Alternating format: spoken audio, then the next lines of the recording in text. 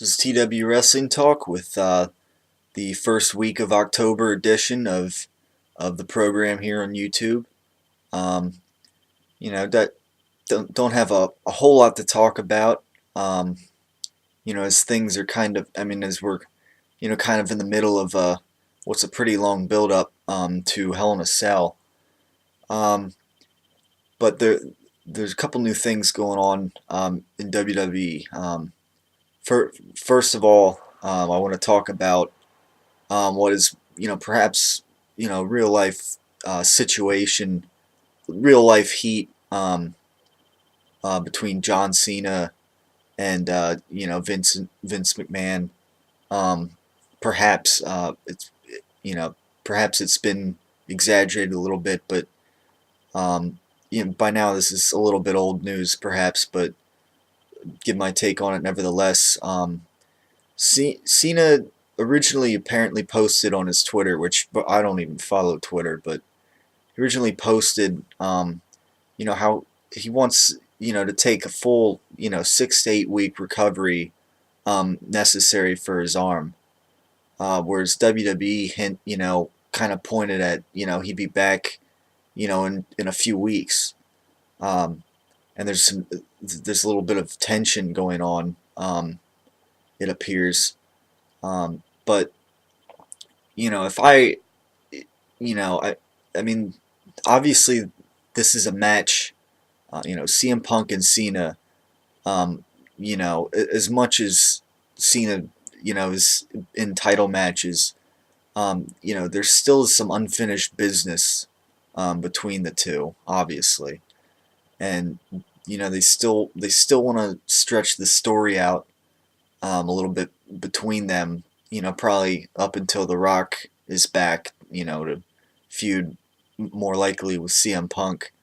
Um, you know, s- Simply put, though, I mean, this arm injury for Cena has definitely um, thrown a bit of a challenge into coordinating this story here, getting it to work out.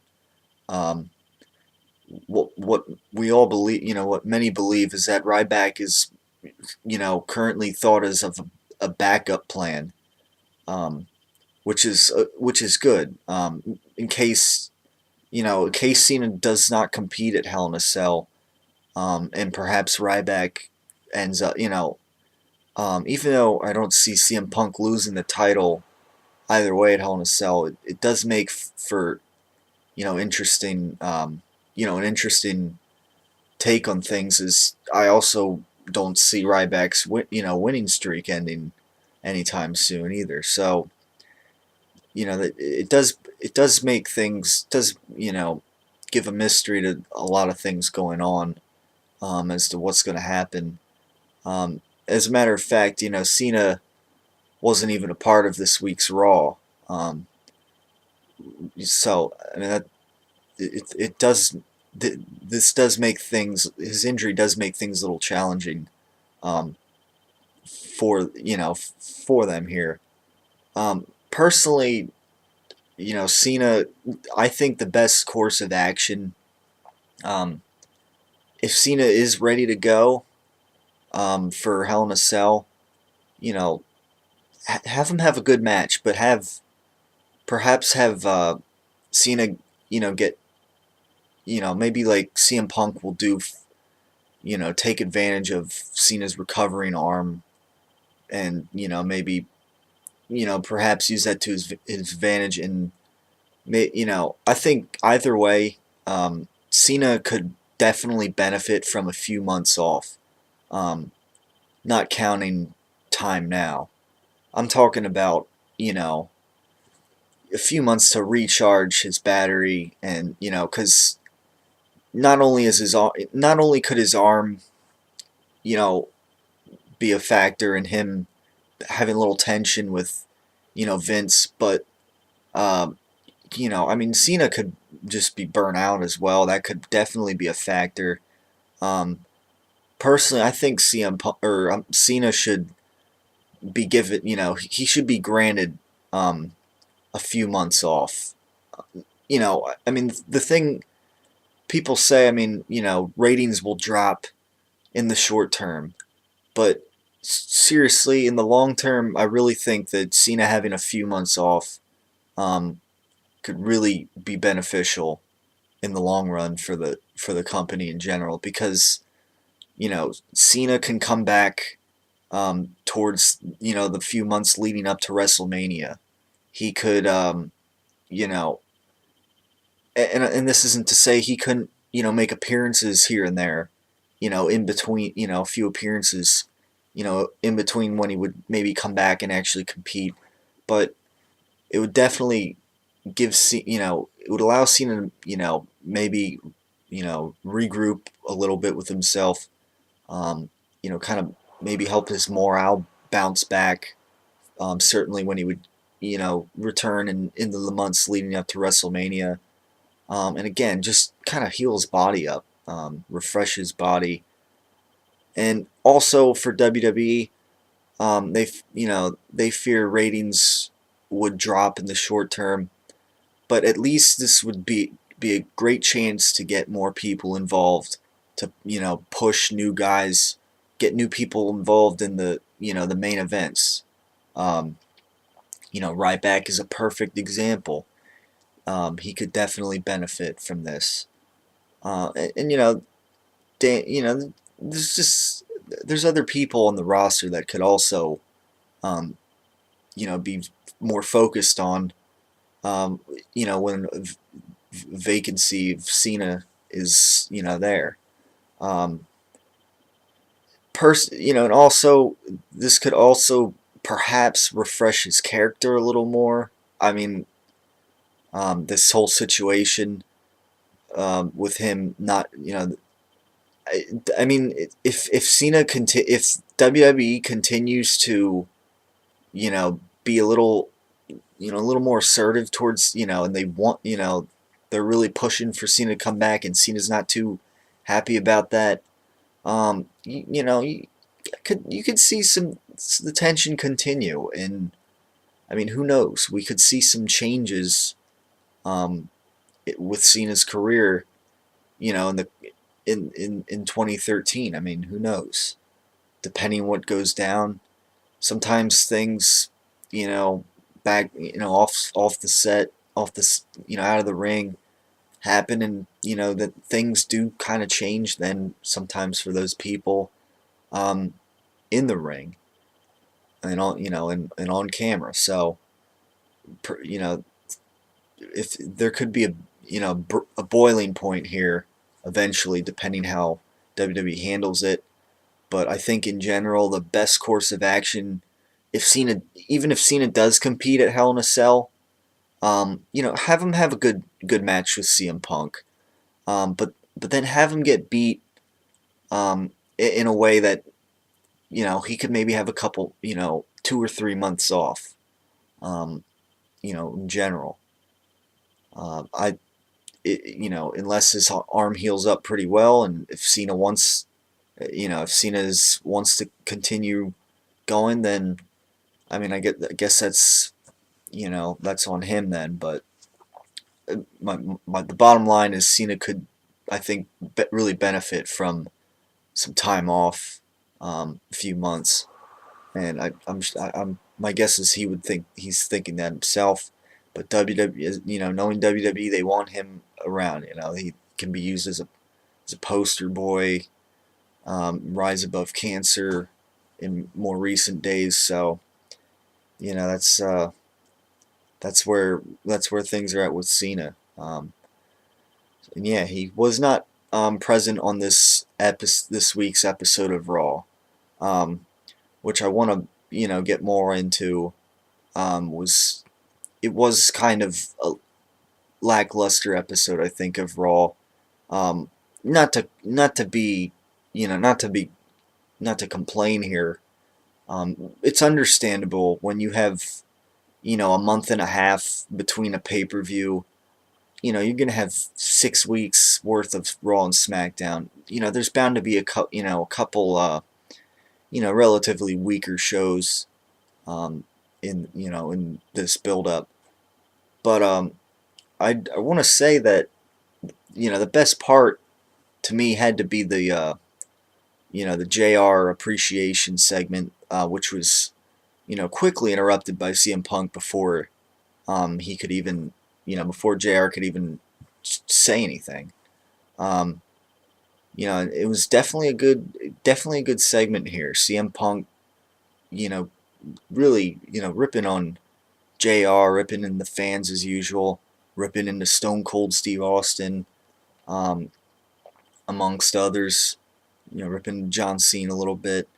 Um, as usual, this was CM Punk, you know, prime example of good CM Punk, and JR did a nice job as well.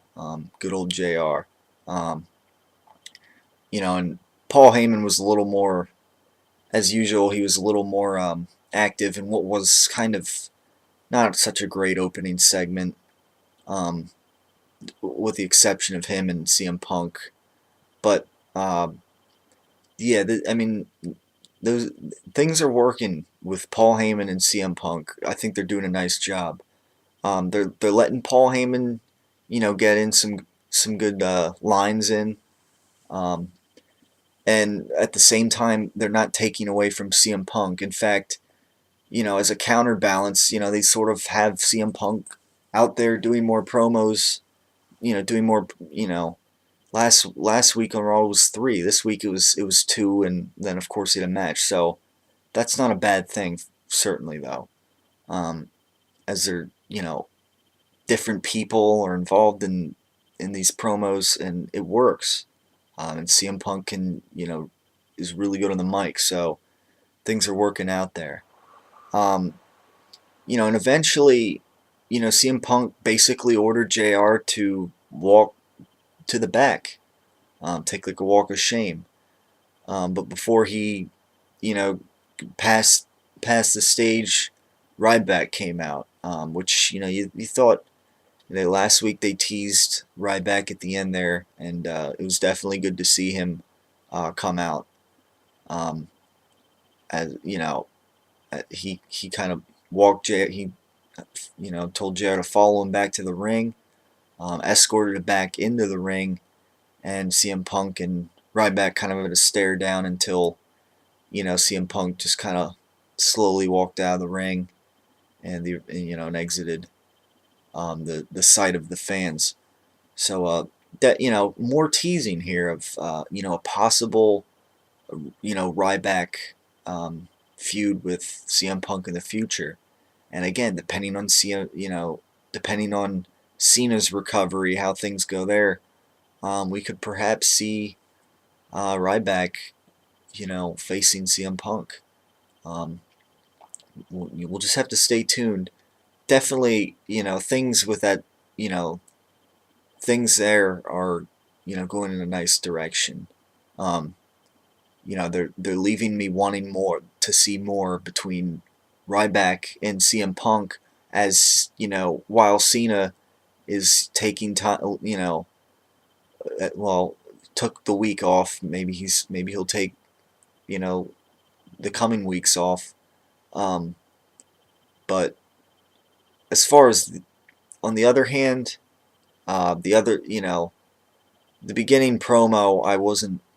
CM Punk and Paul Heyman as usual do a good job, but um, it just seemed, of course, Dolph Ziggler came out and Vicky Guerrero and Kane and Daniel Bryan. I have no problem with Kane and Daniel Bryan, but um, AJ came out and kind of, to me, ruined it for me. I just AJ as general manager, I am tired of already. I you can't. I just can't.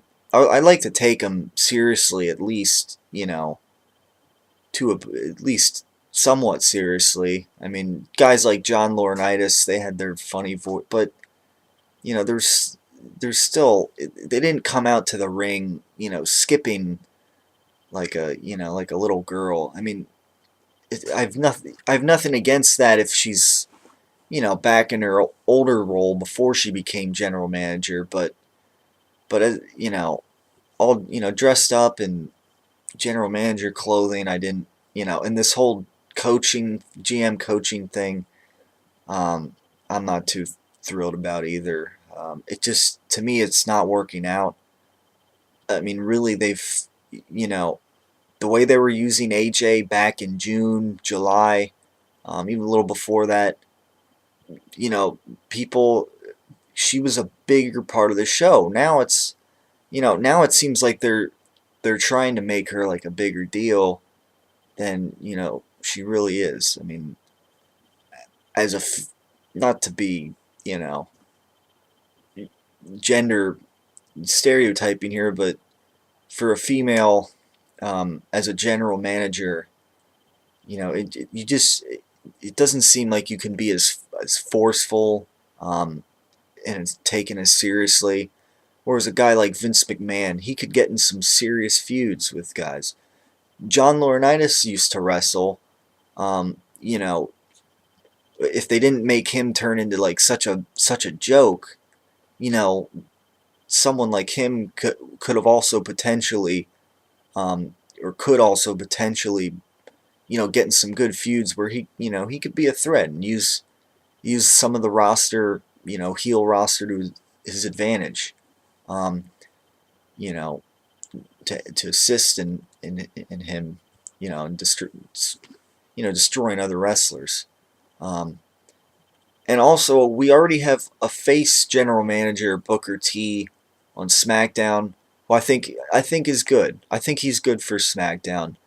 But AJ, as another face general manager, um, and just considering how goofy and she's, I'm sorry, but to me she's not cutting it. And Paul Heyman as general manager would be pretty cool. I'm just not sure how they would work that out exactly. Um, and there's a possibility of John Laurinaitis returning. Um, it just seemed like he was, kind of shown the door so suddenly. So I'm still in, I'm still in belief that he'll be back at some point. Um, but AJ, I don't think is cutting it. Personally, I think AJ would be much better if, she was like a manager for Team Hell No. I mean, even Kane was hinting, you know, how AJ is a good kisser, and the whole pass with Daniel Bryan and Kane. I mean, that would be appropriate, I think. Um, you know, and I think she would be better suited for that. I just don't think she's very suited for a general manager. I mean, not to be, overly critical here, but I mean, typically a 25-year-old diva who, hasn't even been around a year has probably wrestled, maybe not even 1 out of 5 television appearances, on average. Um, I just don't think that's, you know, good formula for a good general manager. Um, you know, so that's my thoughts on that whole situation. The tag match, those are good superstars competing there, but just the whole feeling of it kind of just being thrown together by AJ as always, and I don't know, just kind of a little one-off thing, that wasn't gonna necessarily carry over so much into the next week. Um, except for maybe Ziggler walking out in the middle of the match on CM Punk. I mean, that could, but other than that, I mean, I didn't totally agree with it. It kind of made CM Punk look a little weak there.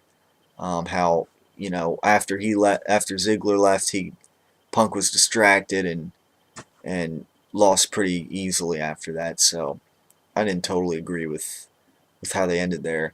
Um, but I know that they're trying to, they want Team Hell No to really, um, make the fans happy, as they're doing a great job. But I think part of what didn't make Team Hell No as big of a deal this week to me was, they didn't have any neat, like, you know, backstage segments or off, pre-recorded segments that have really been, quite an agent here in helping them really be a successful tag team. Um, but speaking of the tag teams, I do like what they're doing. They're having this tag team tournament that's kind of crossing over um, back and forth between the shows. I think this is a great idea. They have now. It seems like they have all these tag teams. They have 8 teams in this tournament, um, and it's a great way to get all these teams involved. It's a neat way to get a new good tag team feud going. So I definitely like what they're doing with that. Um, and again, it's a great way to use the tag teams in this kind of big stretch up to Hell in a Cell, which we still got about a little less than 4 weeks until. So good idea there. And yeah, I mean that's good as always. And I like also the idea of Big Show facing Sheamus. I feel like I don't think that Sheamus is. I think my guess is that Sheamus is gonna lose it to Ziggler at some point when he cashes in. But perhaps unless they happen to turn Ziggler face, I could perhaps see Big Show win it there. But at the same time, other than CM Punk, Big Show is like the other monster heel, major heel in WWE right now. When Brock Lesnar's not around, so I think Big Show facing Sheamus is good. It's a big new, a new opponent, new kind of opponent for Sheamus here, which I think is great. In the thing with the issue with, will Sheamus be able to do the brogue kick on, this big, 7-foot giant? Perhaps maybe this sets things up for maybe like a top rope brogue kick. I could maybe see something like that happen in Hell in a Cell. That could get Sheamus to win. Um, Personally, I think that would be, a cool idea. But yeah, definitely like that segment as well. That segment along with the JR, those were highlights to me of this past week's Raw. Even though perhaps that considering this is concerns something more on SmackDown, I think it would fit better. Would have fit better on SmackDown, and would have helped SmackDown. Benefited that more. But nevertheless, it was a good segment. Looking forward to how these guys feud in the coming weeks. And it's good. It's a good feud for SmackDown. Good feud for Sheamus. Good that they're at least using Big Show. Another good major heel in WWE right now, along with CM Punk. Who I want to see Big Show in big deal matches like this. Once he turned heel, I liked how he turned heel. He became more relevant on the mic. They've been utilizing him more in promos, and I like the drive that they've had for him. So looking forward to what they do with that. That was a good move. And also, it appears that a Randy Orton and Del Rio feud is getting underway here. Perhaps another match that will be on the Hell in a Cell card. Again, something to do with Randy Orton. I perhaps having him face Sheamus I mean, I guess they figured two faces against each other, and I guess they at this moment they don't want to turn Randy Orton heel. But from what I've heard, Orton has been vocal about wanting to be heel, and perhaps we'll see that happen in 2013. Um, but I think not until Sheamus has solidified himself as a big face.